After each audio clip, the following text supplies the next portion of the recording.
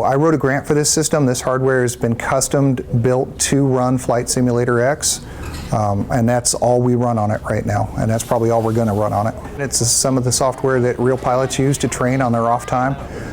Because our cadets do go fly real airplanes, including Cessnas, we wanted to get something that was going to help them get that very realistic flying experience to make them less nervous when they got in the air. It helps a lot, and I don't see it as I see it as a video game and some sort of expertise, but most of it is learning about how flying and stuff, and it teaches you how to fly and helps you get better in the real world. It's an absolute full-on simulator. You have weather events in there that can fly night and day. As you saw, Cadet Thompson here is actually flying out of the Ocala airport.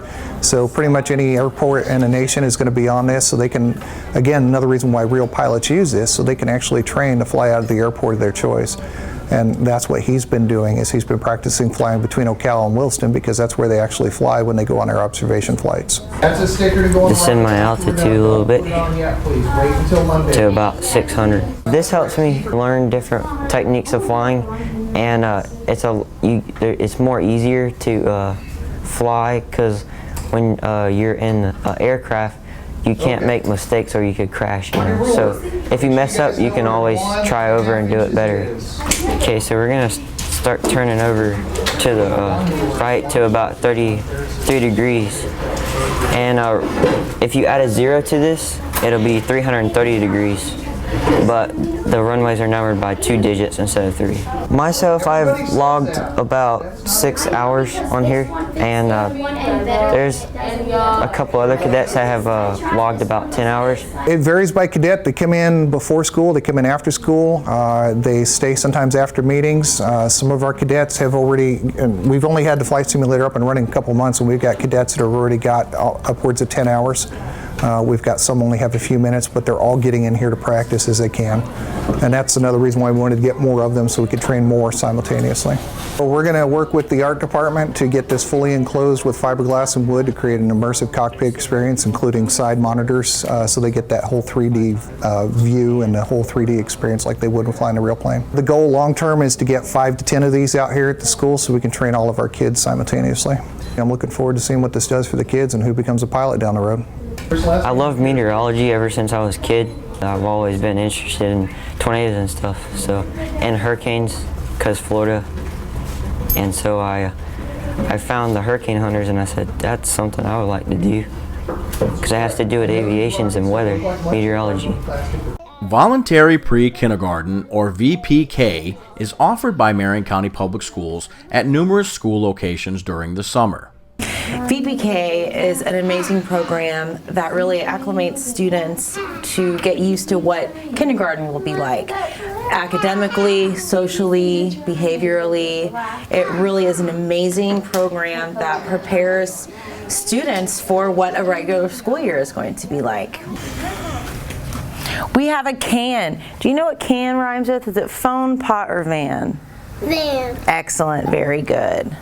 The curriculum for each grade level has gotten, it's gotten more rigorous and more difficult, whereas first grade expectations have now kind of moved down to kindergarten, so kindergarten is at a much faster pace. Well, students can come in either, knowing their letters, knowing numbers, and some don't. And by the time they leave, they have made such amazing progress for what they know. They go into kindergarten knowing their letters, knowing their sounds, knowing some sight words, and they're just ready to go. They know how to walk in the hallway. They know how to do things as simple as sharing, rotating in centers, getting their lunch. I mean, it makes it such a smooth transition when they finally do get to kindergarten. They know what to do. They know how to sit on the carpet. They know expectations of the school. They understand the surroundings of the school.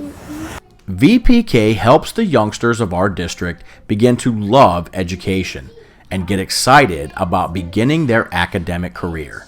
a lot of students, when they come to VPK, they haven't been exposed to any type of school setting. Some have never even been to a daycare. This is the first time leaving their home, going to a new, different surroundings.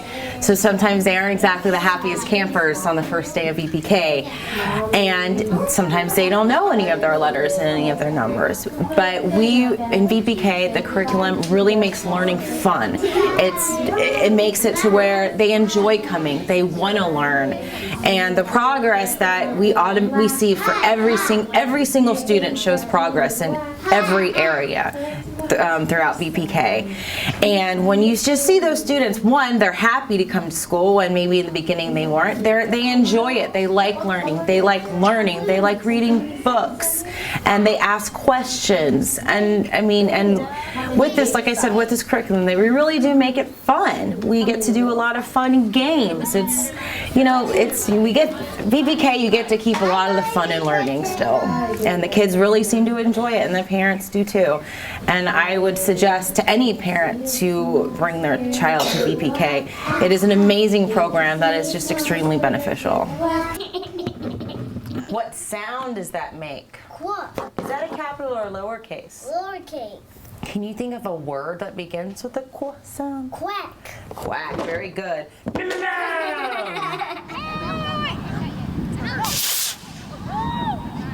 Every year I do a model rocket unit with my students. They're standard Estes model rockets, but we get a chance to learn about Newton's laws of motion. We learn about the space program. There's a couple of movies we watch, including October Sky, which is based on a real story about some kids that ended up going to college based on their rocket expertise in school. So we have a pretty good time with it. It gives a chance of kids to play, but they're also learning a lot, and they don't really realize that. It is actually pretty fun and also pretty hard because you gotta put the right things in the right places. Like there's an engine in here. The engine was at the bottom because the little nitrous thing, it looks like a little firecracker. Right, and at that you got the engine. At that, once you light that thing, you put the little wires together, and at that, once you light it, it explodes. This thing right here holds the thing together. You can see how this part came off because this part wasn't pushed up all the way over here, but it also holds this thing. This is what helps holding the parachute. The nose cone helps it direct where it wants to go. So we're checking to make sure that this has been installed properly. The fins are all the way down where they're supposed to be. So he's good to go. There you go set it up. Hold that, push that in. Hold this. Now, That button. push that button.